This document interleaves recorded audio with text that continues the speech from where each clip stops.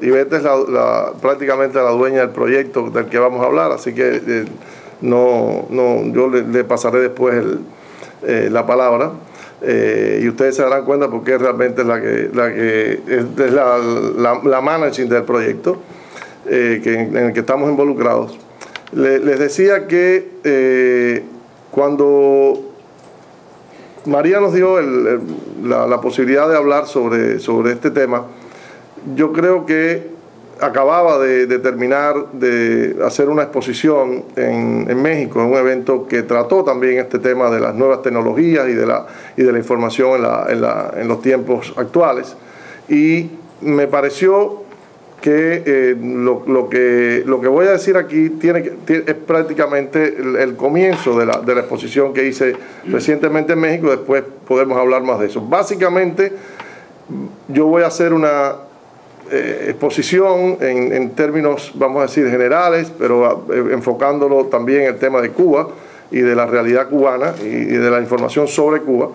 Y posteriormente Ivette va a hacer una reflexión sobre, de alguna manera, el proyecto en que estamos involucrados, que es una página web que iniciamos en el año 2010, ya va a cumplir prácticamente 2 años, y que es realmente un laboratorio de lo que a mí me gustaría hacer como periodismo en la era actual.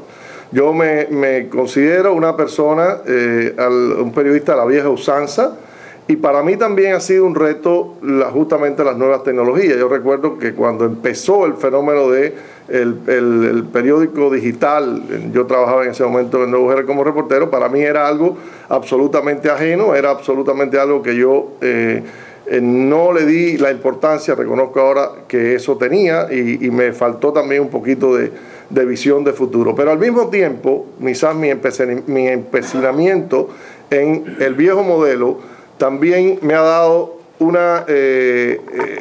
me ha servido de acicate también para plantearme cómo hacer ese tránsito también hacia lo nuevo del periodismo, porque yo creo también que hay mucha improvisación y hay mucha ilusión en el fenómeno que se está dando de asumir la democratización de la información como algo masivo. Y sobre ese punto es sobre lo que me voy a referir básicamente. Voy a leer unas 3 cuartillas más o menos que creo que tienen que ver con eso específicamente, y si hay alguna cosa que se me quede lo improvisaré después.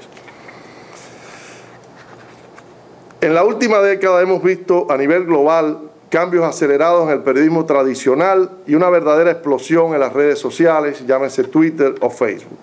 Las transformaciones han sido realmente vertiginosas y apenas permiten pensar en estrategias para hacer más efectiva la producción y emisión de información.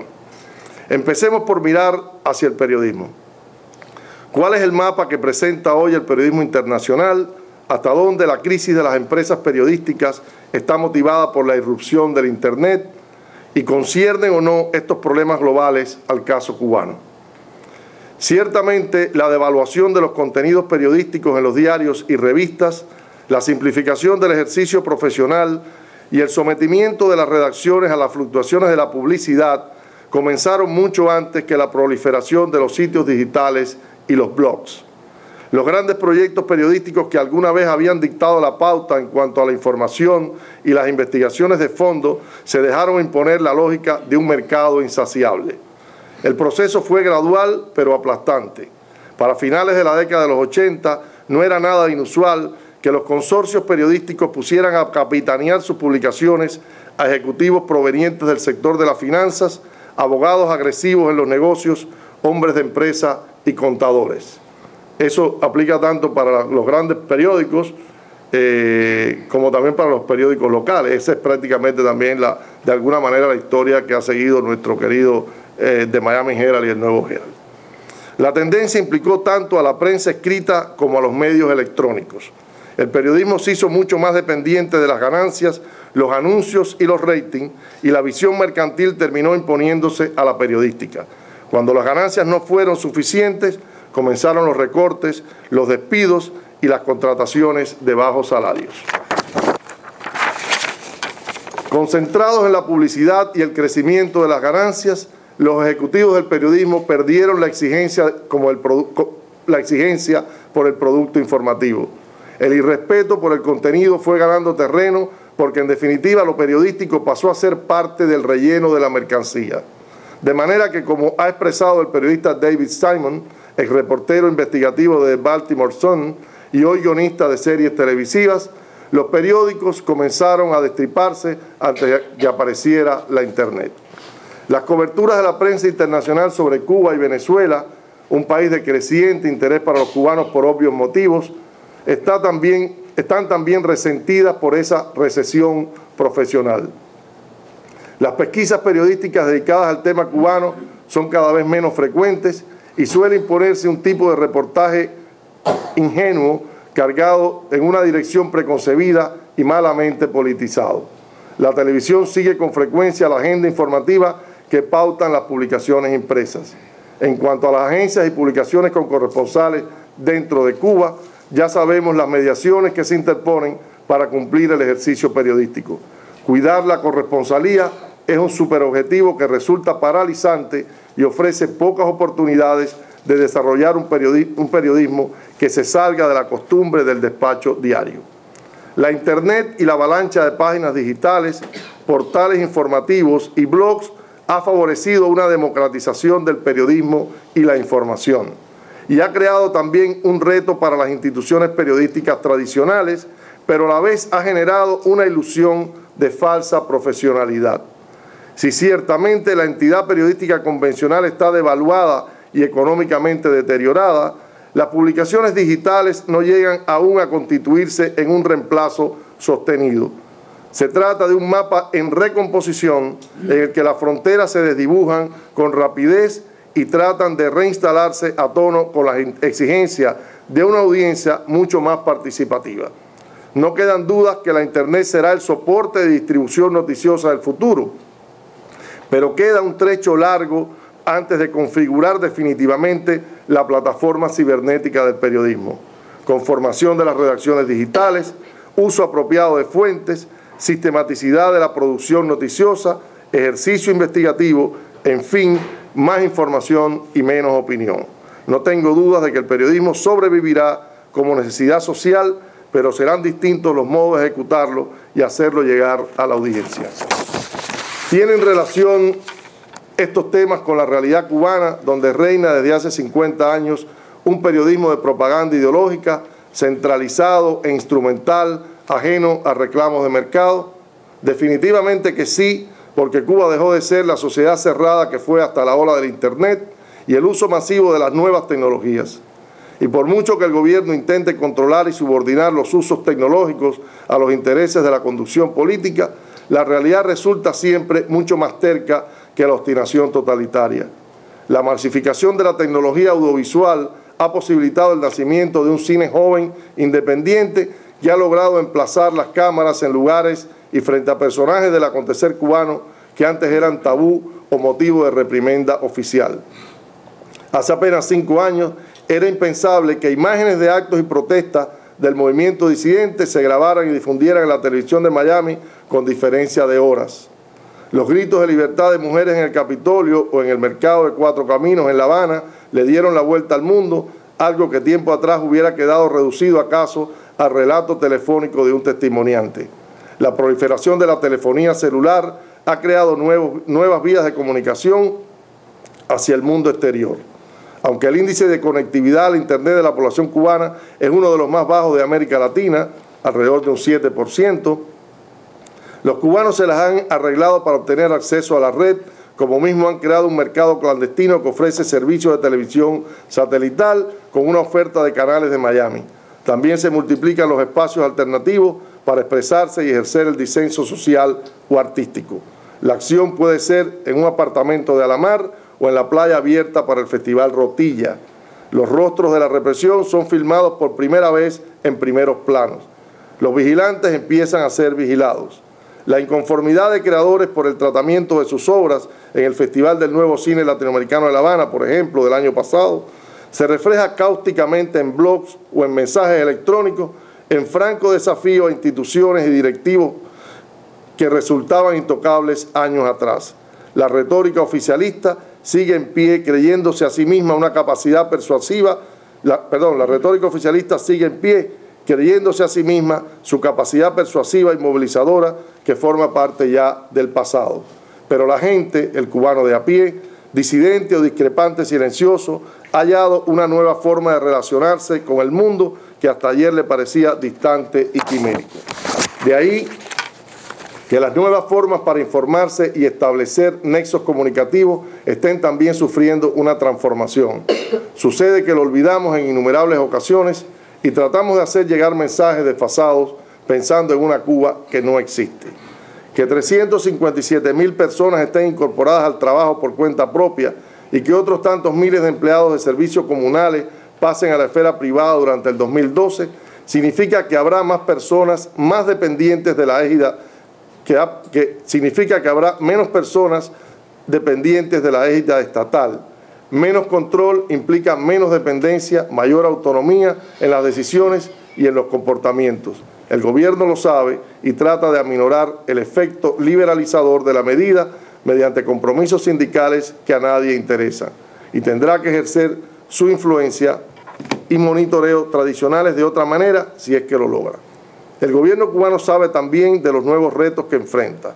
En el acto inaugural de la 12 Convención y Expo Internacional Informática 2007, el entonces ministro de Informática y Comunicaciones, Ramiro Valdés, ahora es vicepresidente del Consejo de Estado, que controla el área desde el Consejo de Estado. Ramiro Valdés lo expresó con una frase que encierra la visión reduccionista de la élite gubernamental sobre los peligros de la era cibernética. El potro salvaje, estoy citando a Valdés, de las nuevas tecnologías puede y debe ser dominado. Será imprescindible encontrar las alianzas estratégicas para hacer frente a los intentos hegemonistas en este nuevo campo de batalla. Fin de la cita. Obviamente se trata de una estrategia de guerra que el régimen cubano se dispone a librar con todos los recursos disponibles. La definición campo de batalla no es gratuita. El 8 de junio del 2010, hablando en un seminario para altos oficiales del Ministerio del Interior, el especialista cibernético de la contrainteligencia, Eduardo Fontes Suárez, expresó con idénticas palabras el enfrentamiento en marcha a través de la Internet y las redes sociales. Esto es una dinámica, cito al especialista, esto es una dinámica de combate permanente y no podemos perder la perspectiva de que Internet es el campo de batalla y el enemigo tiene puestas sus tropas. Y nosotros no podemos salirnos del campo de batalla, tenemos que entrar con la fuerza y el conocimiento de nuestra gente a combatir. Yo quería dejarlo ahí para apuntar simplemente que básicamente los retos que yo veo para el periodismo y para los que hoy día todavía creemos en el periodismo tradicional, hay una visión que significa que hay que simplificar los contenidos y que hay que simplificar las extensiones de los textos, con la cual yo absolutamente no comparto del todo y tengo, digamos, algunos ejemplos para mostrar cuando me dicen que hay que escribir más corto y hay que escribir más capsular.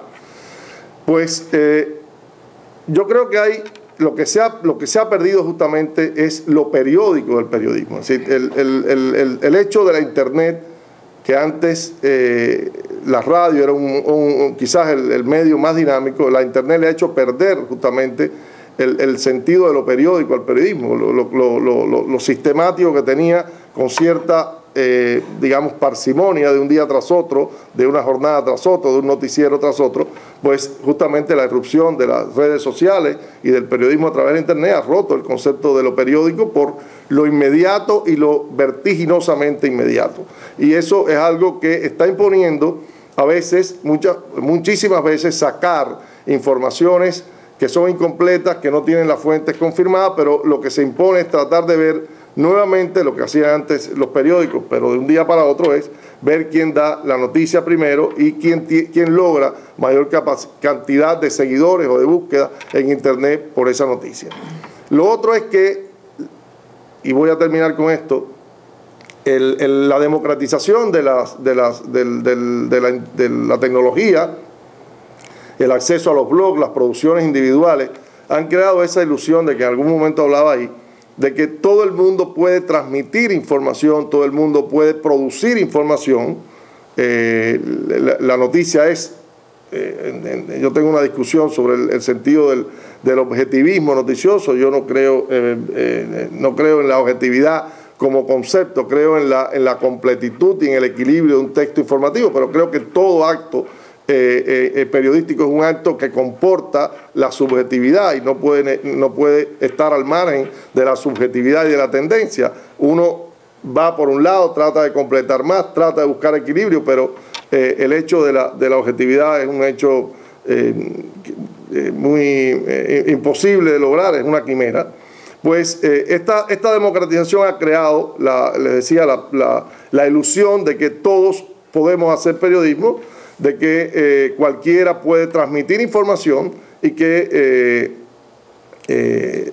el hecho justamente de crear la noticia, de construir la noticia, es un hecho al que se puede acceder de manera aficionada. Y ahí yo creo que es justamente este punto de inflexión que yo le hablaba ahí, es que estamos en una fase de transición en que el viejo modelo del periodismo está justamente en crisis y no acabamos tampoco de lograr el nuevo modelo del periodismo digital. Yo lo voy a dejar ahí porque justamente con estas ideas y estos, vamos a decir, conceptos, cuando yo salí de la prensa escrita en el año 2009, terminé en el Herald después de mucho ejercicio, mi formación ha sido eminentemente de prensa escrita, pues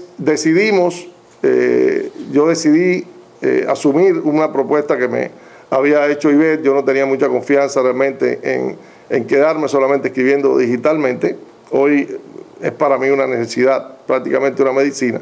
Pues ella le surgió la idea de crear una página digital sobre temáticas cubanas y de Miami y del Miami cubano. No teníamos título, le pusimos Café Fuerte, por un proyecto de radio que quedó frustrado en el año 95, que íbamos a hacer varios conocidos actores y periodistas que andan todavía por aquí, pero el proyecto se quedó en el aire y le habíamos puesto Café Fuerte justamente porque era un proyecto de radio matutino y porque nos habían prometido un patrocinio de Café Bustelo. Esa era la justificación que tenía ese título.